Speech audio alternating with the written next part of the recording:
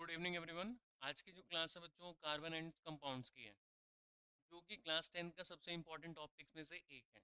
ठीक है, तो आज हम कार्बन एंड कंपाउंड्स के बारे में पढ़ने वाले हैं।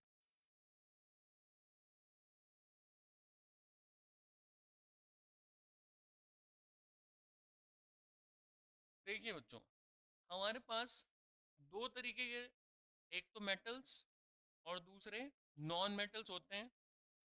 और अगर दोनों की प्रॉपर्टी जो शो करे उसको बोलते हैं मेटलॉइड्स।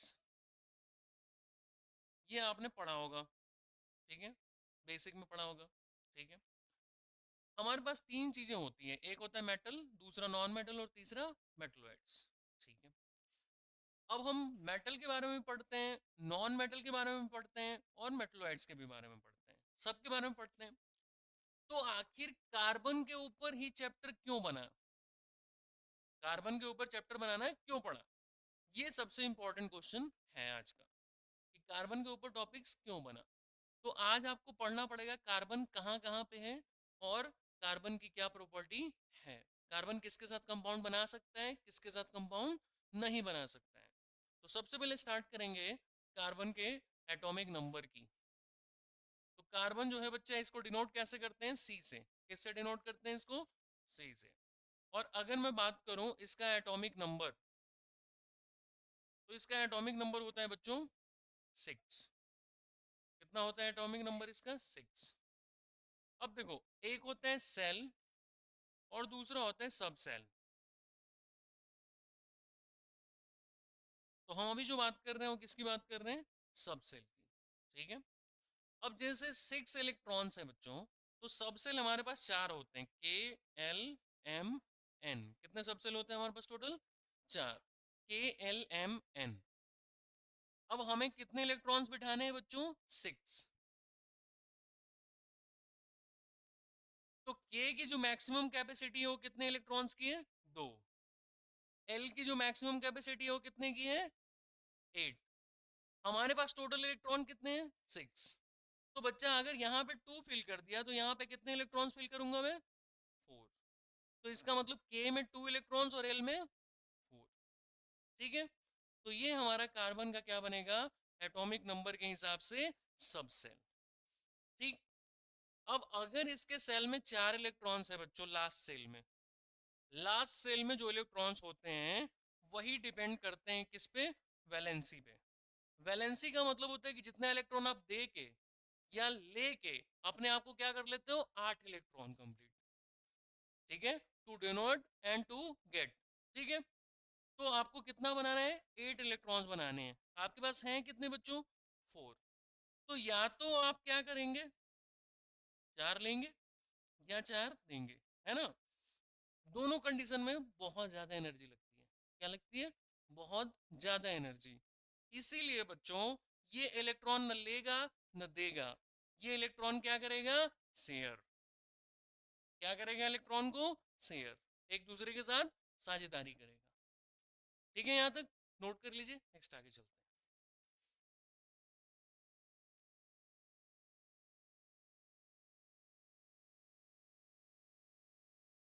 मिल जाएगा, ठीक है। अब देखो, कार्बन की एक खासियत है बच्चों की, कार्बन जो है वो है टेट्रावैलेंट। क्या है, टेट्रावैलेंट।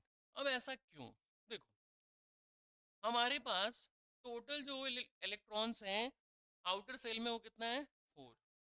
और 4 को जो डिनोट करते हैं वो किससे करते हैं, टेट्रा। और वैलेंट का मतलब वैलेंसी, किस किस के साथ बॉन्ड बना सकता है। तो कार्बन के पास टोटल 4 इलेक्ट्रॉन्स है, 1 2 3 4। तो एक इधर भी बॉन्ड बनाएगा, एक इधर भी, एक इधर भी और एक इधर भी। इसीलिए कार्बन क्या है, टेट्रावैलेंट। ये भी इंपॉर्टेंट है हमारे लिए क्वेश्चन। अब एक क्वेश्चन है जो हमारे पेपर के लिए बहुत इंपॉर्टेंट है, कहते हैं कि कार्बन के पास क्या ऐसी प्रॉपर्टी है कि वो जो है large number of carbon compound बनाता है। कार्बन के पास ऐसी क्या प्रॉपर्टी है बच्चों कि इसके पास large number of carbon compounds बनाता है। तो ज्यादा मात्रा में कार्बन कंपाउंड्स क्यों बनाता है, इसके पीछे रीजन क्या है। तो जैसे मैंने आपको बताया कि कार्बन के पास देखो बच्चों, हमारे पास 4 इलेक्ट्रॉन्स हैं, कितने हैं, 4। तो इसके पास बॉन्ड बनाने की क्षमता भी क्या होगी, सबसे ज्यादा। तो कार्बन के कंपाउंड्स ज्यादा बनाने का सबसे बड़ा कारण जो है वो है टेट्रा वैलेंट। क्या है बच्चों, टेट्रा वैलेंट। चारों के चारों इलेक्ट्रॉन एक दूसरे को एक साथ क्या कर लेते हैं, फुलफिल करवाते हैं। दूसरा जो सबसे इंपॉर्टेंट है हमारे पास वो है इसका कैटेनेशन। कैटेनेशन, ये समझिएगा कैटेनेशन का मतलब क्या होता है। कैटेनेशन का मतलब होता है बच्चा जी सेल्फ लिंकेज, आपस में ही जुड़ाव। जैसे आपने देखा होगा, जैसे मैं अगर मान लो एल्केन का फॉर्मूला लिखता हूँ, तो एल्केन का फॉर्मेट जो होता है वो होता है CnH2n+2। एल्केन का फॉर्मेट क्या होता है, CnH2n+2। अब मान लीजिए हमारे पास C की जगह 2 लिख दिया, N की जगह पे कितने नंबर हो, 2 लिख दिया। 2 कार्बन हो गए, तो यहाँ कितने होंगे, 2, कितना बनेगा C2H6, क्या बनेगा C2H6। अब अगर इसको प्रॉपर्टी को दर्शाना है तो कैसे दर्शाएंगे, C2 1 2 3, 1 2 3, यस और नो, यही रहेगा स्ट्रक्चर। अब इसमें एक बात सोचने वाली है क्या, कि देखो कार्बन कार्बन के साथ क्या कर रहे हैं, सेल्फ लिंकेज, क्या कर रहे हैं एक दूसरे के साथ, सेल्फ लिंकेज। तो ये क्या है, कैटेनेशन। कैटेनेशन का मतलब अपने आप में जुड़ाओ, और दूसरा क्या होता है, दूसरों के साथ भी जुड़ाओ, अदर्स के साथ भी लिंकेज। सेल्फ लिंकेज के साथ साथ दूसरों के साथ भी जुड़ेगा। जैसे कार्बन हाइड्रोजन के साथ जुड़ रहा है, यहाँ भी हाइड्रोजन के साथ, यहाँ भी हाइड्रोजन के साथ। हो सकता है कार्बन यहाँ क्लोरीन से जुड़ जाए, ठीक है। तो ये क्या है, इसका सेल्फ लिंकेज प्लस अदर के साथ भी जो लिंकेज है वो क्या है, कैटेनेशन। Okay, got it. तो दो कारण है, क्या क्या कारण है, ये टेट्रावैलेंट है इसीलिए कार्बन कंपाउंड ज्यादा बनाता है, और दूसरा है कैटेनेशन, ठीक है, जो लिंकेज पावर है वो बहुत ज्यादा है इसकी, इसीलिए ये क्या बनाता है, सबसे ज्यादा कंपाउंड। ओके, नेक्स्ट पे चलते हैं। अगला क्या कहता है बच्चा जी, allotropes of carbon. Allotropes of carbon,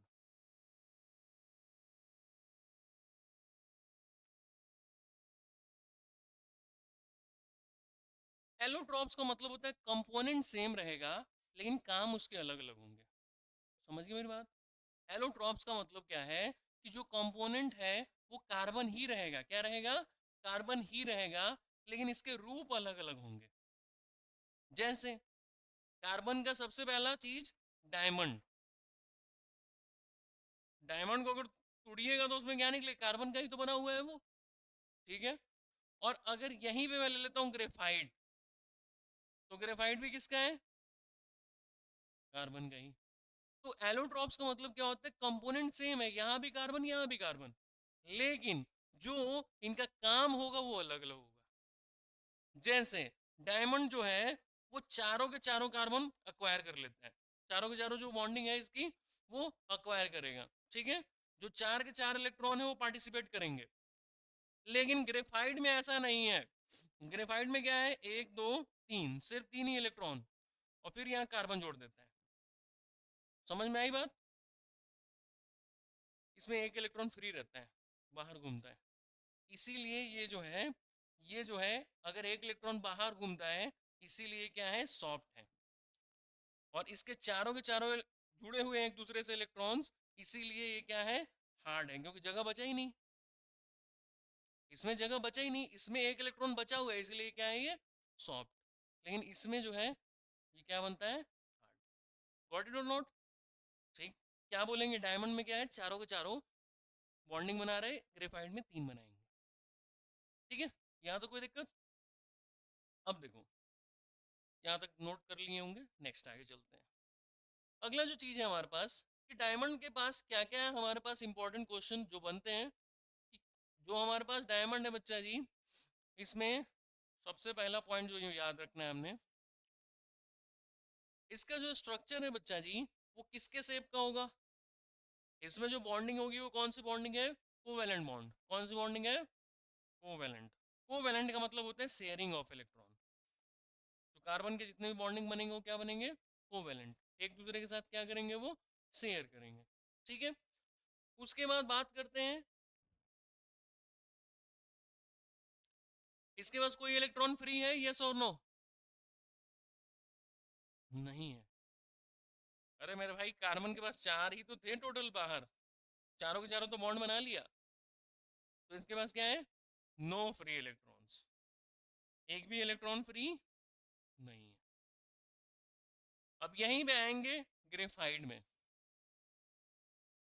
बनाएगा तो ये भी कोवेलेंट बॉन्ड ही, लेकिन इसमें क्या है, एक इलेक्ट्रॉन फ्री है। तो जब वो इलेक्ट्रॉन फ्री होगा तो इसीलिए क्या रहता है, सॉफ्ट। बस ठीक है, यहाँ तो कोई दिक्कत है। अब बात करते हैं डायमंड का यूज कहाँ करते हैं। तो डायमंड का यूज कहाँ करते हैं भाई, जो सबसे ज़्यादा यूज होता है वो कहाँ होता है, ज्वेलरी के रूप में। डायमंड का सबसे ज़्यादा यूज ज्वेलरी के रूप में करते हैं, ठीक है। दूसरा जो सबसे ज़्यादा यूज करते हैं वो आई सर्जरी के लिए करते हैं। और तीसरा सबसे ज़्यादा यूज ड्रिजलिंग के लिए।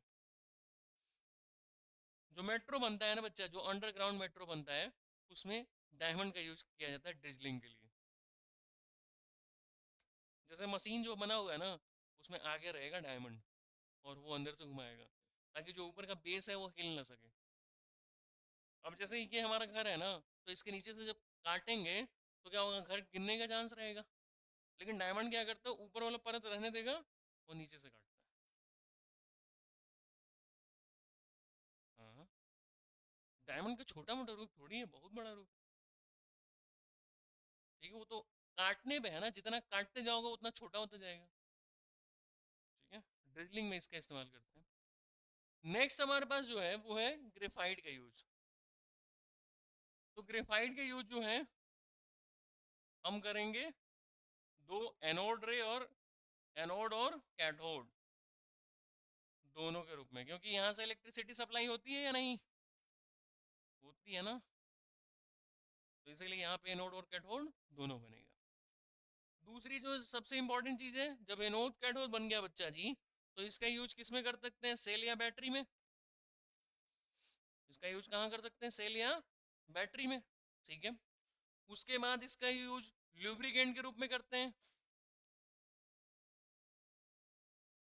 जो स्नेहक के रूप में होता है। जैसे साइकिल वगैरह में जो ग्रीस यूज करते हैं, वो ल्यूब्रिकेंट के रूप में करते हैं। और सबसे इंपॉर्टेंट जो बचपन से देखे हैं आज तक, पेंसिल में यूज होता है ग्रेफाइट। ठीक है जी, ठीक है। यहाँ तो कोई दिक्कत, सॉफ्ट सॉफ्ट नहीं रहेगा तो हार्ड रहेगा वो। अरे जब तुम उसको जैसे टूटता है कभी, तो बहुत ज़्यादा हार्ड थोड़ी रहता है वो, अगर उसका रवा करोगे ना, तोड़ोगे उसका कन, तो बहुत सॉफ्ट है ना फिर। चलो नेक्स्ट, जबकि हीरा को तुम चाहे जितना टुकड़ा कर दो, वो हार्ड का हार्ड ही रहेगा। जैसे किसी का आँख खराब हो गया, तो उसके लिए एज ए बैकअप में लगा सकता है। चमकेगा नहीं, सिर्फ वो बैकअप में रहेगा सर्जरी के रूप में, दिखेगा नहीं। जैसे रेटिना खराब हो गया ना, तो उसको एज ए सर्जरी के रूप में रखते हैं। ठीक है, क्योंकि आँख को काम करने के लिए आइरिस होना बहुत ज़रूरी है। जब आइरिस नहीं है तुम्हारे पास तो कोई काम नहीं। अब जिसका पूरा आँख ही खराब हो गया, तो उसको बैकअप कुछ ना कुछ तो चाहिए ना। कुछ लोग लगवाते हैं, लेकिन बहुत पैसा होना चाहिए उसके लिए। ठीक है, नेक्स्ट है हमारे पास, देखो कोवेलेंट बॉन्ड स्टार्ट करते हैं अब। कोवेलेंट बॉन्ड मैंने पहले ही बता दिया, कोवेलेंट बॉन्ड क्या है, शेयरिंग ऑफ इलेक्ट्रॉन। क्या है, शेयरिंग ऑफ इलेक्ट्रॉन।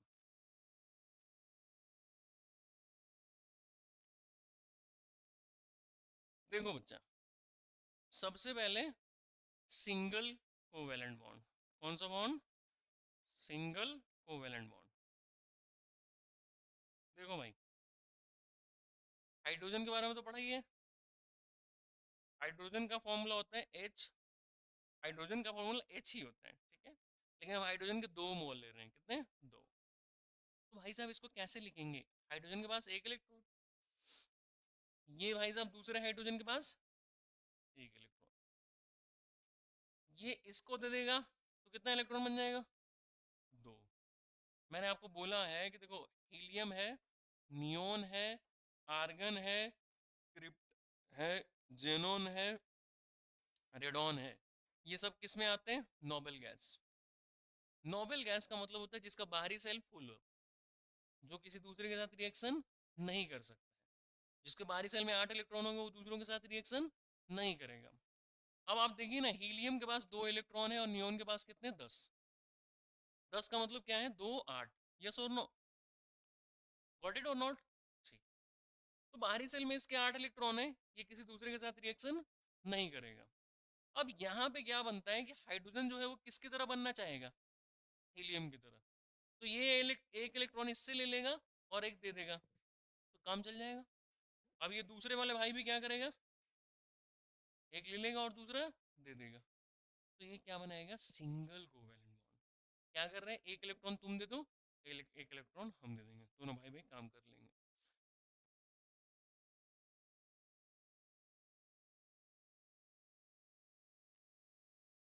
अरे तुम दिमाग बहुत सही लगा रहे हो। देखो Cl2, क्लोरीन का कितना होता है एटॉमिक नंबर, 17, 287, याद है सब एटॉमिक नंबर, 20 तक याद है? ये देख रहे हो इधर चार्ट बना हुआ है, 30 तक याद करना है।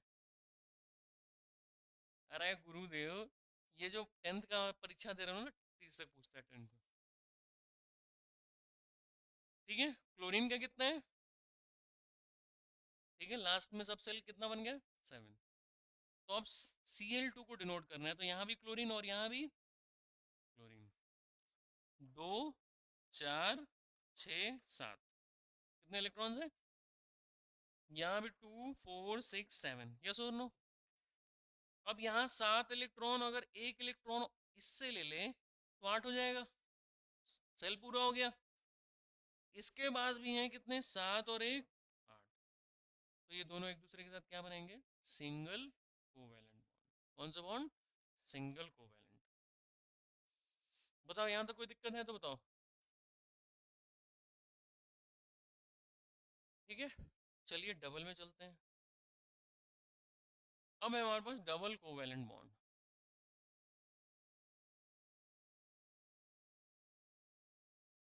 अरे जिसमें एक इलेक्ट्रॉन होगा उसी के साथ होगा।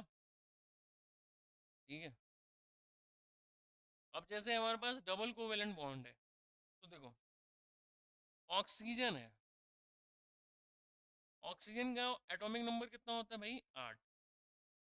तो हम लिख सकते हैं ना 2 6, बाहरी सेल में कितने इलेक्ट्रॉन्स है, 6। तो मेरे भाई ऑक्सीजन को डिनोट करेंगे 2 4 6, यस और नो? ऑक्सीजन को डिनोट करेंगे 2 4 6। अब देखो 6 इलेक्ट्रॉन इसके पास, अगर 2 इलेक्ट्रॉन इससे ले ले तो सेल पूरा, ये भी 6 और 2 ले ले तो ये भी सेल पूरा। तो इसका मतलब यहाँ पे जो होगा वो कौन सा बॉन्ड बनेगा, डबल कोवेलेंट। यस और नो? यहाँ तो कोई दिक्कत है तो बताओ। ठीक है, तो जहाँ पे 2 इलेक्ट्रॉन शेयर्स करेंगे, कितने इलेक्ट्रॉन्स, 2 इलेक्ट्रॉन, या पेयर ऑफ इलेक्ट्रॉन भी बोल सकते हैं इसको। ठीक है, नेक्स्ट। अब नेक्स्ट क्या कहता है बच्चा जी, ट्रिपल कोवेलेंट बॉन्ड। कितना, ट्रिपल।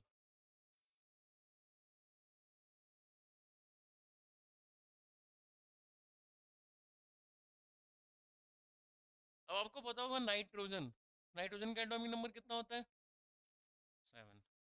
तो नाइट्रोजन का एटॉमिक नंबर अगर 7 है तो 2 और 5 ही बनेगा। तो यहाँ लिखेंगे 2 3 5, 2 3 5। तो ये भाई साहब इससे 3 इलेक्ट्रॉन ले लेगा, और ये भाई साहब इससे 3 इलेक्ट्रॉन ले लेगा। ठीक है, तो ये बनाएगा ट्रिपल कोवेलेंट बॉन्ड। मतलब कितने इलेक्ट्रॉन्स होने चाहिए, 3 इलेक्ट्रॉन अगर एक दूसरे के साथ शेयर करते हैं तो ट्रिपल कोवेलेंट बॉन्ड बनेगा। कोई दिक्कत यहाँ तक?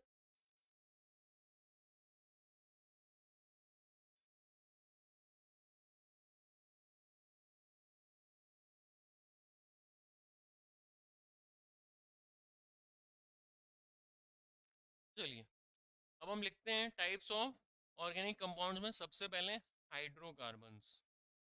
कौन से भाई साहब, हाइड्रोकार्बन्स। अब देखो यार, यहाँ 2 वर्ड है बच्चा, पहला है हाइड्रो, दूसरा है कार्बन। हाइड्रो का मतलब हाइड्रोजन और कार्बन का मतलब कार्बन। तो जहाँ पे हाइड्रोजन और कार्बन मिलके बॉन्ड बनाएंगे वो क्या कहलाएगा? हाइड्रोकार्बन। जहाँ जहाँ हाइड्रोजन और कार्बन मिलके बनाएंगे वो क्या कहलाएगा? हाइड्रोकार्बन। तो पहला है सैचुरेटेड हाइड्रोकार्बन। पहला क्या है? सैचुरेटेड। पहला है आपके पास सैचुरेटेड हाइड्रोकार्बन्स।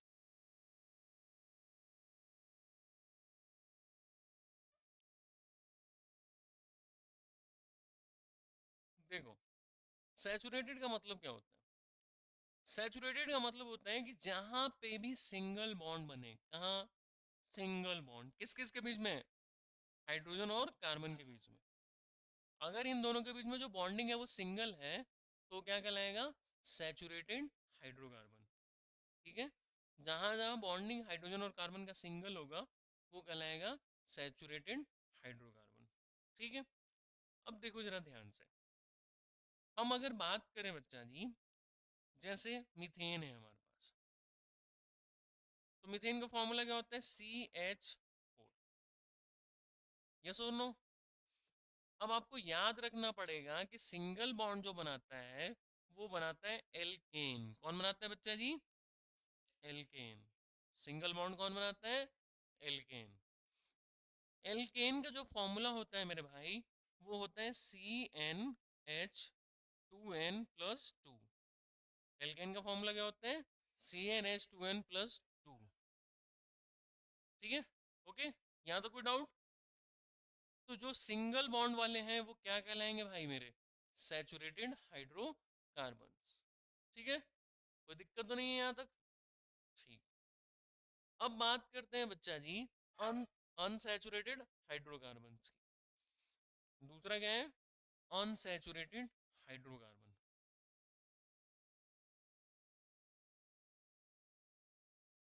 अनसैचुरेटेड हाइड्रोकार्बन्स कौन से होते हैं बच्चों? जो भी डबल बॉन्ड और ट्रिपल बॉन्ड कार्बन बनाएगा, जहां पे कार्बन क्या बनाएगा? हाइड्रोजन के साथ। ठीक है, सबसे पहले देखो, कार्बन जो है वो क्या बनाएगा? डबल बॉन्ड, या कार्बन ट्रिपल बॉन्ड बनाए तो वो क्या कहलाएगा बच्चों? अनसैचुरेटेड। सैचुरेटेड कौन है? जो सिंगल। ठीक है।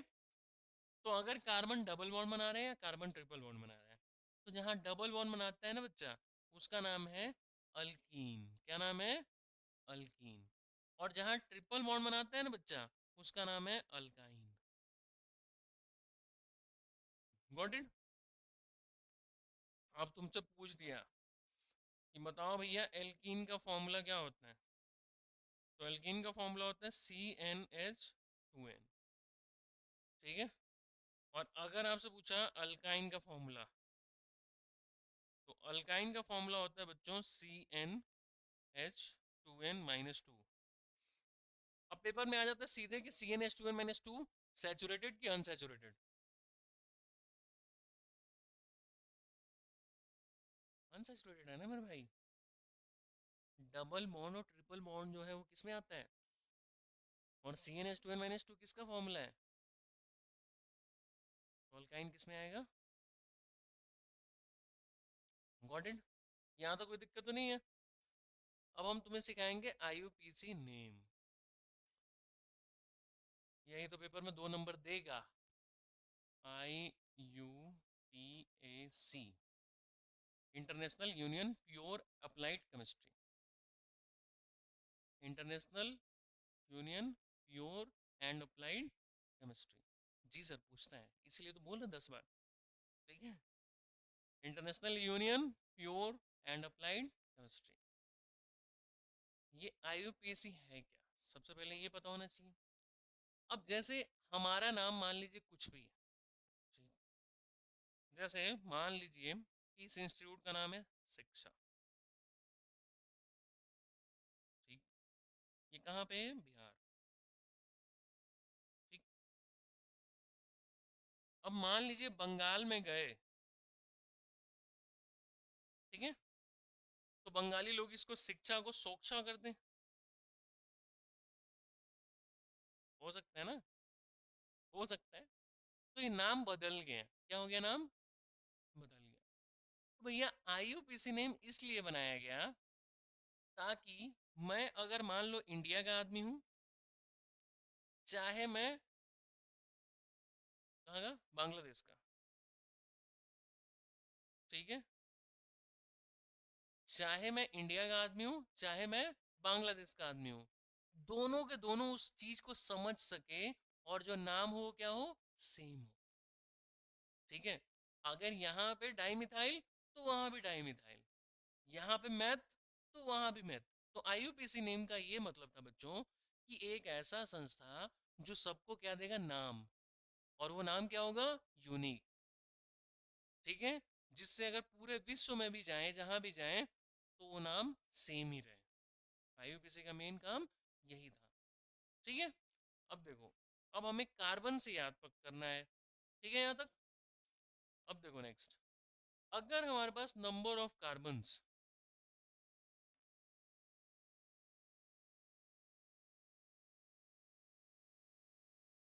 देखो एक बात पता होना चाहिए, प्रीफिक्स और सफिक्स पता है ना तुम्हें। प्रीफिक्स का मतलब जो नाम के पहले लगता है, और सफिक्स जो नाम के पीछे लगता है। तो हम यहाँ पे देखने वाले कि नंबर ऑफ कार्बन्स और उनका प्रीफिक्स क्या होगा। जैसे हमारे पास एक कार्बन है, कितना कार्बन है, सिर्फ एक। तो जब एक सिंगल कार्बन होगा ना मेरे भाई, तो उसका नाम देंगे मैथ। क्या नाम देंगे, मैथ, ठीक है। अगर सिर्फ एक ही कार्बन है तो उसका नाम होगा मैथ। अगर दो काम होगा तो एथ, ठीक है। तीन होगा तो प्रॉप, चार होगा तो ब्यूट, पांच होगा तो पेंट, सिक्स होगा तो हेक्स, सेवन होगा तो हेप्ट, एट होगा तो ऑक्ट, नौ होगा तो नॉन, और 10 होगा तो डेक।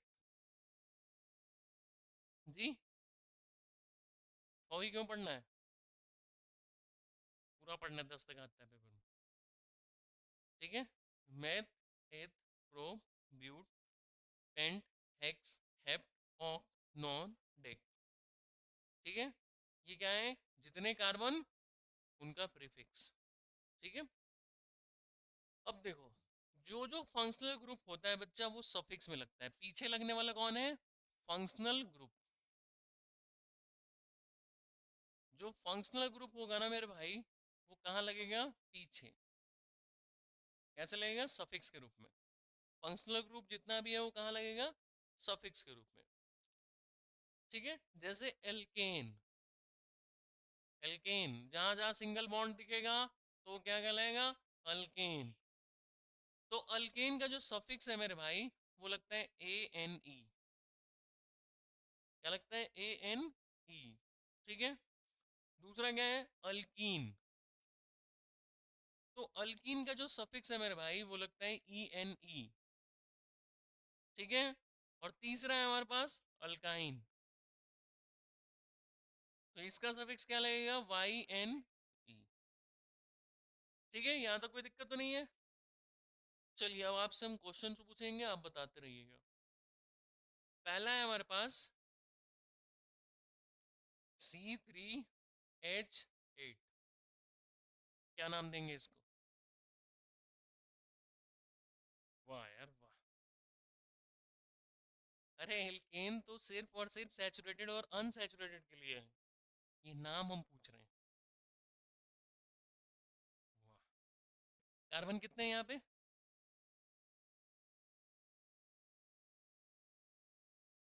प्रोपेन होगा ना। देखो यहाँ पे कार्बन है तुम्हारे पास 3, तो 3 का मतलब प्रो, और ग्रुप कौन सा है बच्चे, CnH2n+2। CnH2n+2 का मतलब एल्केन, यस और नो। तो पहले लिखेंगे प्रोप, और फिर बाद में क्या जोड़ेंगे, ANE। तो ये क्या बनेगा, बोलो समझ आया कि नहीं आया। बहुत आसान है, जानते हो 10th में नंबर लाना बहुत इजी काम, सिर्फ हिम्मत से पढ़ना चाहिए बस। चलें आगे। हम लोग आईयूपीसी में 5 क्वेश्चन आता था हमारा, हम पांचों सही कर देते थे, क्योंकि आईयूपीसी में ज़्यादा लंबा चौड़ा है ही नहीं। ठीक है, नेक्स्ट देखो, अगला है C5H12। बताओ, है पेंटेन? इतना सोच कह रहे हो, बोलो।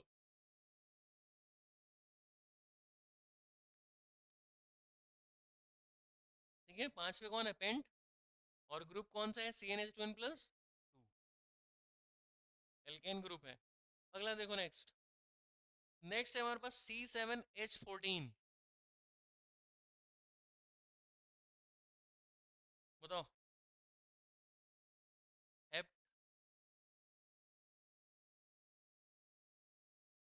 हेप्टेन है? अरे मेरे भाई देखो, यहाँ होगा CnH2n, क्या होगा? देखो यहाँ C 7 है, H को करो 2 × 7, कितना आएगा? तो ये कौन सा ग्रुप है?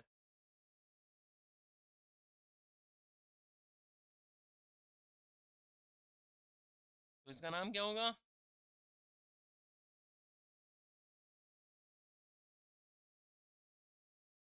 ऐसा थोड़ी है, ये फॉर्मूला देखना है, ये वाला C7H14 दिया हुआ है ना।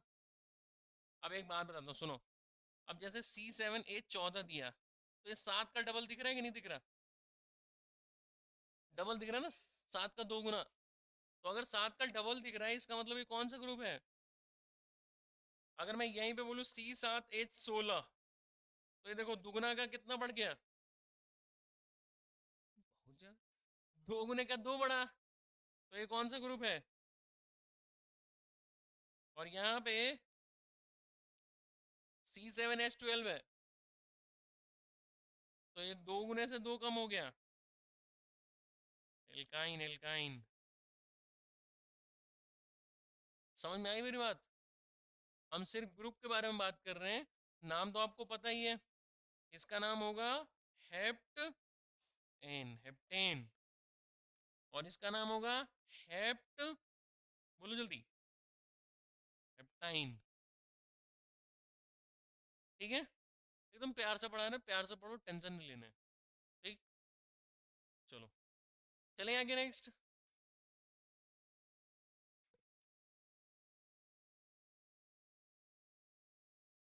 अगला है नेक्स्ट C2H2। नेक्स्ट क्या है? C2H2,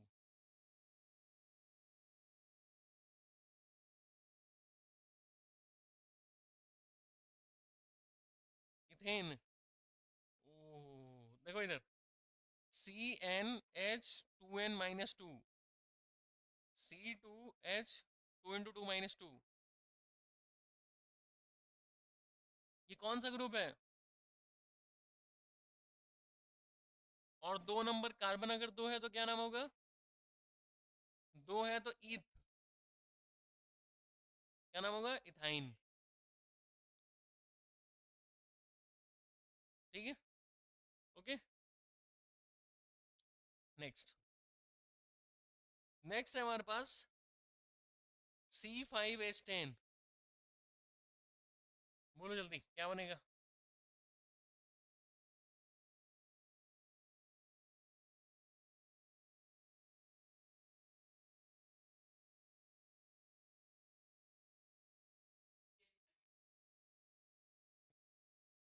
क्यों लगेगा? क्योंकि डबल है।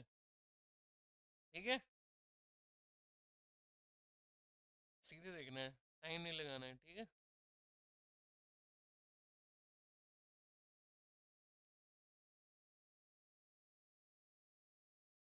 अब देखो, हम तुमको एक बात सिखाते हैं क्वेश्चन के साथ। CH3 CH, ये पिछले साल CBSE का क्वेश्चन है। CH CH2 CH2 CH3। ठीक है, ध्यान से देखो, जब भी आपको IUPAC नेम देना है, क्या देना है? IUPAC name. ठीक है, याद हो गया ना फुल फॉर्म? बताओ क्या है full form? International union pure and applied chemistry, ठीक है। इंटरनेशनल, इंटरनेशनल इसलिए भाई मेरे क्योंकि सब जगह चलेगा, ऐसे ही याद रखना कि सब जगह चलता है एक ही नाम, तो नाम क्या होगा, इंटरनेशनल। प्योर अप्लाइड केमिस्ट्री,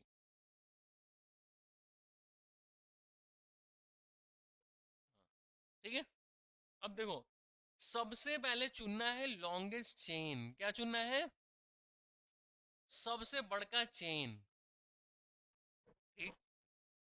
अब दूसरा बात क्या ध्यान देना है, दूसरा बात देखना है कि बॉन्ड कहां पे बन रहा है, अलग, बॉन्ड क्या बन रहा है, अलग, वहीं से नाम शुरू करेंगे। यहां से अगर नाम शुरू करते हैं सब जगह सिंगल सिंगल सिंगल सिंगल, लेकिन इधर से करते हैं तो डबल, जहां से नजदीक होगा ना नियरेस्ट बॉन्ड, वहीं से नाम शुरू करेंगे, जहां से क्या होगा, नजदीक। तो डबल बॉन्ड इधर से नजदीक पड़ रहा है, इधर से, इधर से, तो नाम शुरू करेंगे 1 2 3 4 5 6, कितने हो गए, 6। अब मेरे को एक बात बताओ मेरे भाई, बताओ, अगर मेरे पास 6 है टोटल, तो 6 को किस नाम से डिनोट करते थे, हेक्स, ठीक है। अब देखना है कि डबल बॉन्ड कहाँ पे है, तो डबल बॉन्ड यहाँ पे है, कितने नंबर पे, 2, तो यहाँ हेक्स 2, और डबल बॉन्ड के लिए कौन सा, तो इसका नाम होगा हेक्स 2 इन, क्या नाम होगा इसका, ठीक है। कौन, हाँ, डबल बॉन्ड के साथ जो छोटा नंबर लगा होगा उसको लिखेंगे, ठीक है। डबल बॉन्ड के साथ जो छोटा नंबर है उसको। एक और क्वेश्चन देते हैं, ये ठीक है। अगला क्वेश्चन देखो, कहता है CH3 CH2 सिंगी triple bond C CH2 CH3, बताओ क्या होगा नाम,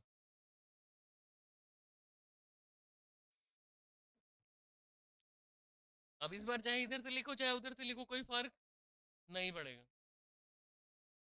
अरे देखो ना यार, 1 2 3 4 5 6, 1 2 3 4 5 6,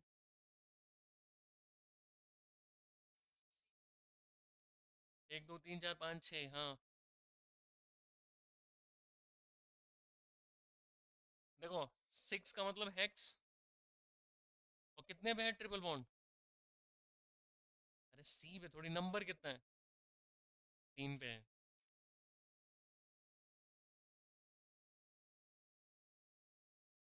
नहीं समझ में आया है, एक और क्वेश्चन लेते हैं, रुको।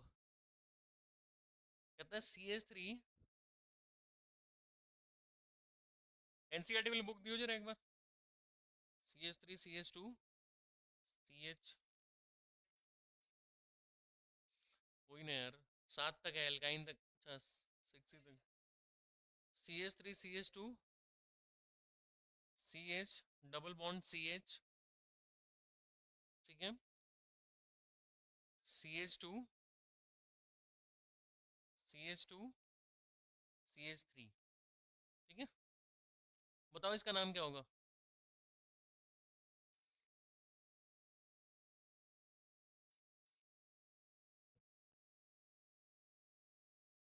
देखो 1 2 3 4 5 6 7, इधर से क्यों लिखा मैंने, नजदीक पर डबल बॉन्ड, ठीक, तो 7 का मतलब होता है हेप्ट, ठीक।